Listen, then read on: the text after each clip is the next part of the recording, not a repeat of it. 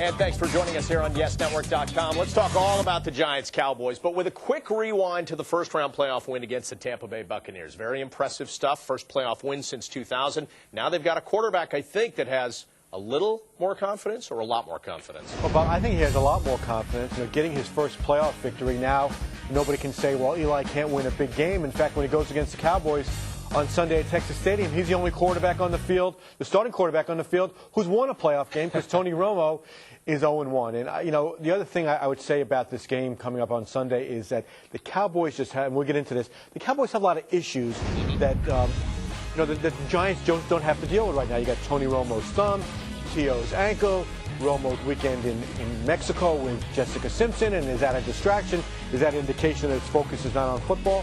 I think the Giants got, they're peaking at the right time here, and I think the Cowboys probably peaked the end of November against Green Bay. Beware of those issues, because I'm sure Tom Coughlin is not hitting him that hard. Listen, as a former player, okay, you hear that your quarterback is down in Mexico. Do you feel that's a distraction? Do you think it's fair that people might say about Tony Romo, if they lose this game, well, for 3 days you were down there with this pop star, you lost your focus? Well, it's such a flat world now. Everybody's, whatever they're doing is always out there.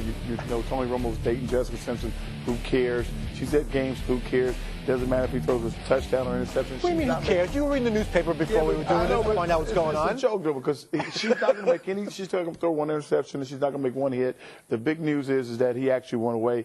And that's kind of odd to me, that a guy would actually leave the facility, not watch tape. Oh, get away for a couple of days. Yeah, everybody says that, but usually when you get away for a couple of days, you take tape. But, he did take Jason Witten with him.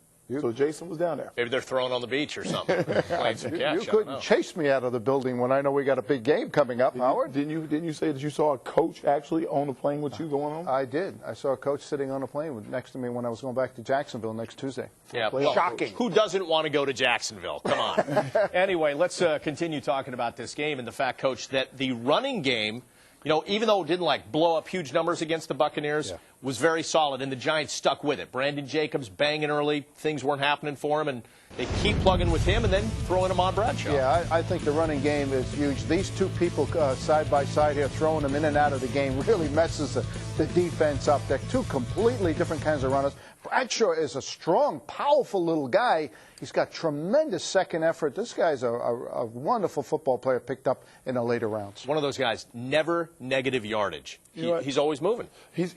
I call him the little big man. He runs with such power. They hit him.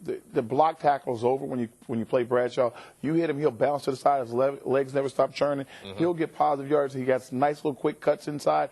When he gets in the open field, he's dangerous. And the problem is when he gets in the open field and there's a safety or a cornerback, they come up thinking this block tackle, and they hit him. He bounces off him and keeps going. The little big man, as opposed to you're the big man. Yeah, that's right. I'm big man. Don't forget that either, boy. One of the really impressive things about the Giants' running game this year is basically whoever they've put in there has been extremely productive. Brandon Jacobs has 5 100-yard games. Derek Ward, before he got hurt, was very productive. Now Ahmad Bradshaw in Buffalo had that 88-yard touchdown run.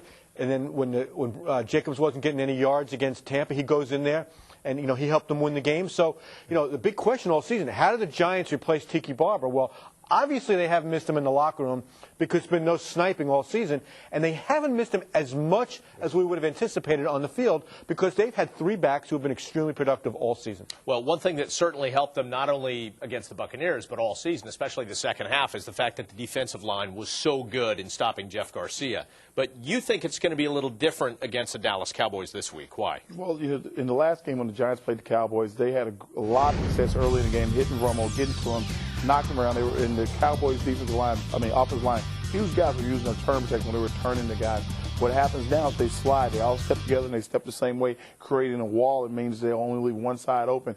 Romo will roll to the side that they slide to and give himself a little extra time. He's not really scrambling or moving around. People say how creative he is. He's not getting any pressure is the problem. So when they slide over, he steps behind them, gives them a little more time. They got to find a way to get to him off that corner faster. But they showed that they liked, adapted to, and played very well in Steve Spagnuolo's system. Yeah, they do. And the thing is that he has got to find a way. Spagnuolo is challenged this week. There's no question about it that the Dallas Cowboys have a lot of weapons right there. And with Owens, this Hurd, and Clayton, and so he's going to have to find a way to get pressure on Romo, keep him in the pocket, and not let him buy that time, because if he does, then the defensive backs are under a lot of pressure. I think he'll be watching Coach Johnson's film down in Philadelphia over and over again. It'll be a good place to start, Howard. Yes. Hey, final thought before we get away. I mentioned the word adapt. That's something that Tom Coughlin did this season. Kind of changed in his approach to the players. I don't know if softened up a little bit. They seem to like him more, and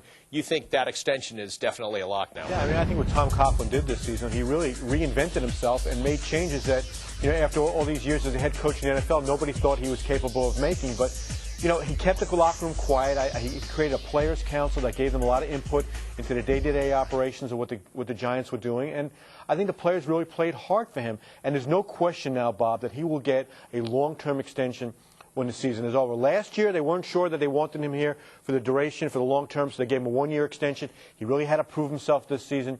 Getting the Giants into the playoffs, guaranteed he would get a long-term extension. The only way that wouldn't have happened was if the Giants got humiliated in Tampa and there was a mutiny on the sidelines. Obviously, that wasn't going to happen. Now that they're into the divisional round for the first time in 7 years, there's no question that within a couple of days after the Giants season is over, they will announce that Coughlin is back, and then they'll start negotiating a long-term extension. All right, for more on this matchup, as well as all the other playoff matchups, you know where to go.